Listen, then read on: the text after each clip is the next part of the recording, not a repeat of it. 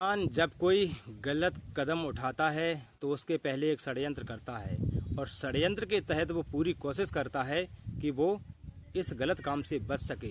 पर वो ये भूल जाता है कि जो गलत काम कर रहा है उस गलत काम का गलत नतीजा ज़रूर सामने आता है। आज कुछ ऐसा ही है इस कहानी में दोस्तों कि एक इंसान हंसता खेलता हुआ जो इंसान रहता है वो आज इस दुनिया को छोड़कर चला जाता है। बात उन दोनों की है दोस्तों। मेरा नाम है भोलू दुबई, आप देख रहे हैं आपकी कहानी अपना यूट्यूब चैनल। आज की कहानी है उत्तराखंड के देहरादून की, जहां थाना पड़ता है विकास नगर। 12 नवंबर 2020 शाम के 6 बजे एक औरत रहती है जो कि पुलिस स्टेशन में कॉल करती है और कहती है कि आप मेरे घर पर आइए और मेरे पति ने सुसाइड कर लिया है।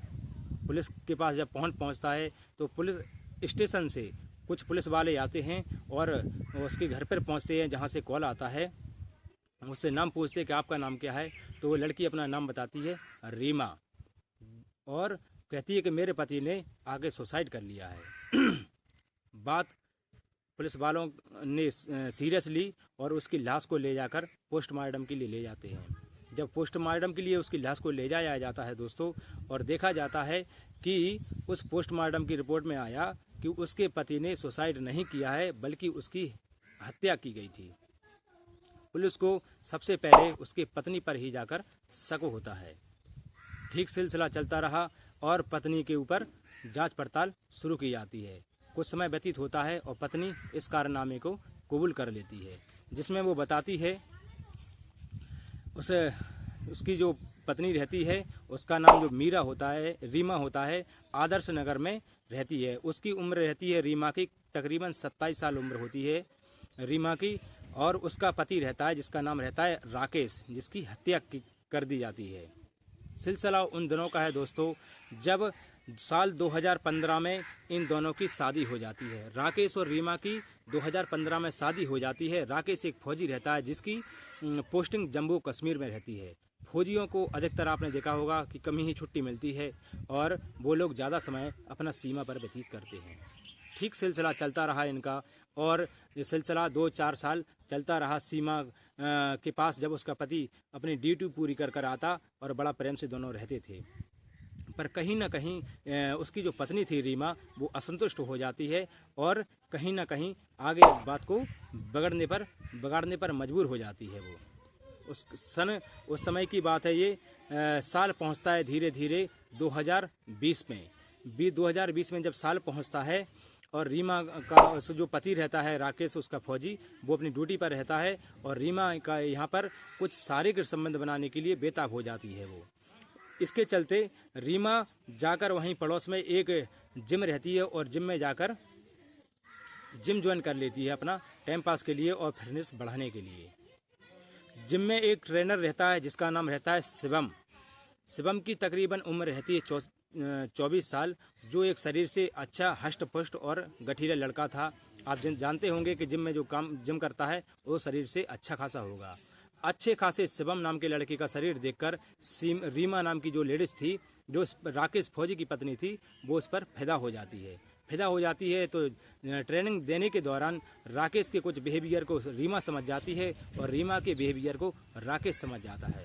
कुछ समय दोनों का सिलसिला यूं ही चलता रहा और देखते हैं आगे चलकर राकेश और वो रीमा और जो शिवम नाम का लड़का था वो रीमा के घर पर जाकर ही शारीरिक संबंध बनाने लगते हैं।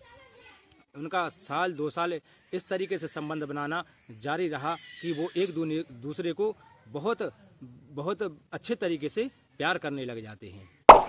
और समय 2020 आता है, लॉकडाउन का समय 2021 का, और उस समय देखा जाता है कि उसका पति जो राकेश होता है वो फौज की छुट्टी पे से काफ़ी लंबी छुट्टी लेकर अपने घर पर आ जाता है।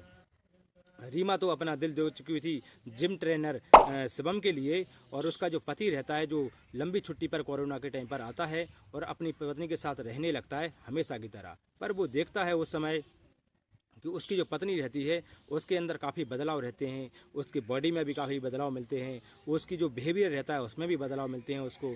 उसका रहने का, ओढ़ने का, पहनने का, बात करने का ढंग एकदम बदल जाता है, जिस पर उसको शंका होती है।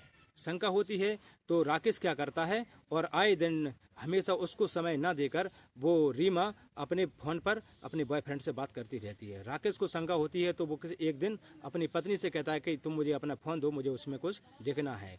इस तरह बोलने पर रीमा उसके ऊपर, अपने पति राकेश के ऊपर चिल्ला जाती है और उसको फ़ोन देने से इनकार कर देती है। तब राकेश का जाके शक एकदम स्पष्ट और क्लियर हो जाता है, और इसी के चलते रीमा अपने बॉयफ्रेंड को फ़ोन करती है शिवम को, और उससे कहती है कि हमें मिलने में काफ़ी प्रॉब्लम होने लगी है, 6 महीने से हम लोग मिल नहीं पाए हैं, और हमारे बीच का जो कचरा है और जो रुकावट बन रही है वो है मेरा पति राकेश। इस तरीके से वो रीमा नाम की जो औरत रहती है वो अपने शिवम नाम के जिम ट्रेनर जो शिवम रहता है उसके साथ मिलकर अपने पति राकेश की हत्या कर देती है।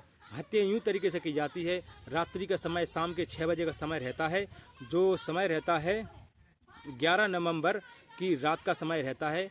तो अपना घर का दरवाज़ा रीमा खुला छोड़ देती है और अपने पति के साथ में घर में लेट जाती है, घर के पति के साथ में लेट जाती है और घर का दरवाज़ा खुला छोड़ देती है। तो रात में 11 बजे करीब शिवम नाम का लड़का आता है, जो कि एक मार्केट से तेज़ धार चाकू लेकर आता है और उससे उसके पति पर ताबड़तोड़ हमले करता है, और उससे जो हमला किया जाता है उसके गले पर किया जाता है, और उसको दबाने के लिए उसके हाथ पर दूसरा हमला किया जाता है, जिससे उसकी नस काट दी जाती है।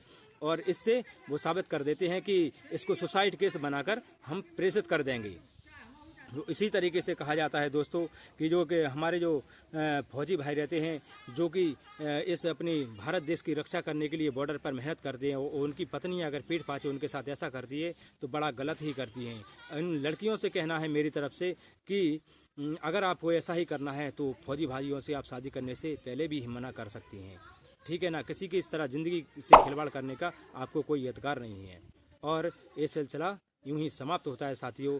इस कहानी को सुनाने का मेरा उद्देश्य किसी को ठेस पहुंचाना नहीं है, किसी को परेशान करना नहीं है, आपको सचेत करना और सावधान करना है। और वीडियो पर नए आए हैं तो अपना ढेर सारा प्यार दीजिए और मेरे चैनल को सब्सक्राइब एंड फॉलो कीजिए। और मैं आता हूं अगली कहानी में आपके सामने। जब तक के लिए जय हिंद, वंदे मातरम, भारत माता की जय।